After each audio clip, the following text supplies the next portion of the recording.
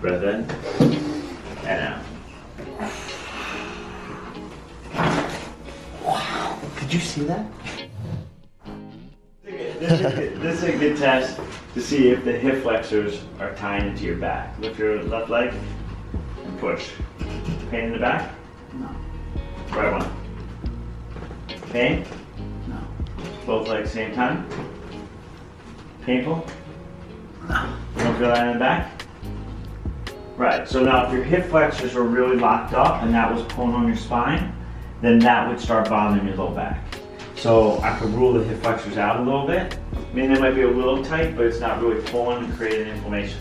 So lay face down. So we'll take care of the back. So when that happens, then most likely it is your bed, Yeah. right? The way you were talking about it. Because, I mean, the bed's not going to bother the hip flexors. But if you don't have good support when you're laying down, then you're gonna wake up and you're gonna be kind of inflamed. Because if you think about the muscles are kind of locking your spine in place. It's kind of stabilizing you, right? Yeah. But when you sleep, your muscles relax. So now all that pressure can go onto the joints. So the bed needs to act as sort of like the muscle support that's not there when you're sleeping. Right. But like I said, if you go to bed feeling good, Yeah. and you wake up feeling worse, then it's your bed. Or someone in your bed, I don't know. What if you lay down for if you're laying down for a good amount of hours? Is that like 10 hours? Like Saturday, I went to sleep at 10:30 Saturday. I woke up Sunday at 10. You know? I mean, listen, tired. I mean, you could drive for a half hour, get out of the car, no problem. You drive for 7 hours, you get out of the car, you're gonna be more stiff, right? Yeah. I mean, if you're in one position for a long time, Yeah. now you're not moving, there's not a lot of circulation into that tissue. So you could almost build up almost like some lactic acid into that tissue, and you're gonna be more sore. But it's not an injury, so within 15 minutes, once you get up and move around, you're gonna be fine. Yeah. But if your low back is continually bothering you as the day goes along, then that's a bigger issue. And that shows that the bed every single day is bad. If you have one long sleep and you wake up a little sore and stiff because you haven't moved in 12 hours, that's one thing. And then the next night when you sleep 7 hours, you get up and you feel fine, then it's not the bed. Then it's just you just slept too long. But if every night, no matter how many hours you're sleeping, you're waking up sore, well then it's the bed. Yeah, you're a little rotated out. Okay. Kick the right leg high as it goes. Keep the leg straight. Straight. There you go. Back down. And the other leg? Yeah, back down. Lay on this side.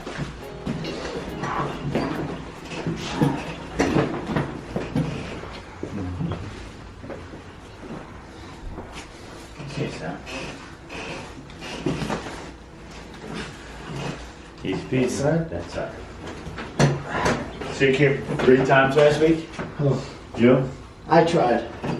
But I know you're busy all week. You can't just come in and sign in and leave in 5 I didn't seconds. sign in. Maybe she signed in. I called her and I'm like, Oh. hey, see if you can squeeze me in. Sit feet this way. And then she'll forget to call me back. Again, there's just 10 people waiting. Breath in and out. Wow, could you see that? I heard it. I don't have to. I feel like a new person within minutes with this guy, you know? It's amazing. This is great for the AC joint. Get underneath the clavicle, release all this tissue right to the SC joint where the sternum and clavicle meet.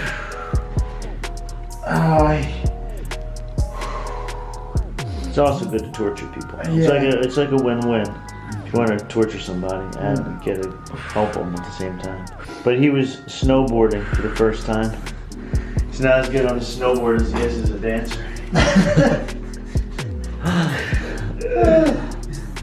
You try to probably do a flip. Man, got ahead of myself, you know? He's like, what, that slope? No, let's go on the bigger slope. No problem. You just want to kind of move the tissue around and find exactly where it is, and it's right here.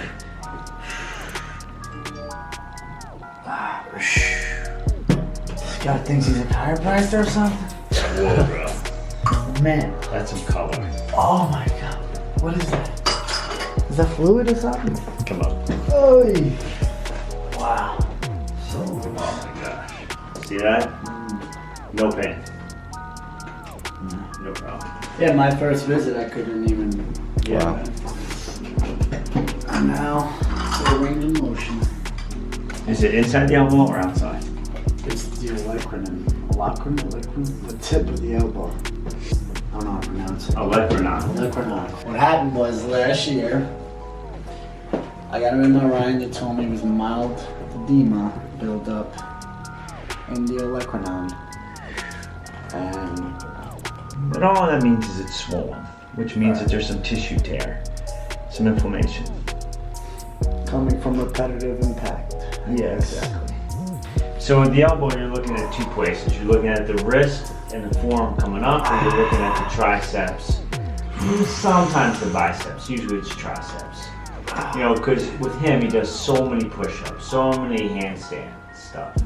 He's constantly burpees, putting so much pressure on his push muscles, not really his pull muscles. He does pull-ups, but it's not going to really have a negative impact on the posterior part of his elbow. Yeah.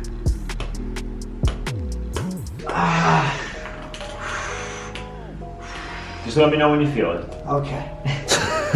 You got it. Oh, jeez. Right, so we're just dragging the fascia from the olecranon. What did you call it? The elbow bone. Tip of the elbow. The tip of the elbow. And dragging it up this way. And taking the fascia all the way. Oh my god. That's nice. Push your hand up. Pain? No. So if that hurt, then it's like tennis elbow. Push. No. If that hurts, it's golfer's elbow. That's when Push. Okay. a little bit. Yeah. So tricep, just a tricep inflammation. Not a big deal. This heals much better than like a lateral epicondylitis or a that's the technical term for tennis elbow. This is not bad. So just don't do any explosive push-ups right now. I haven't even done burpee in 2 months. I've seen you. No. It's old videos. Yeah, usually like tricep, overhead tricep, or. You know what you need to do then? Then you need to do the work. Right. You need to bring the blood flow in there. Sometimes too little is not good either. You know my motto? Stimulate, don't irritate. Whoa. Sounds nice. It's kissing you. Oh. You're gonna have to get injured every week in a different body part. And we'll just do different chiropractic videos all the time. You have your own segment. Yeah. Shoulder. Good. All the way across. Nice? Mm-hmm. Yeah. That's good. I know you like hugging yourself. Nice? Push down. Which one? Good? Yeah. Just start doing stuff.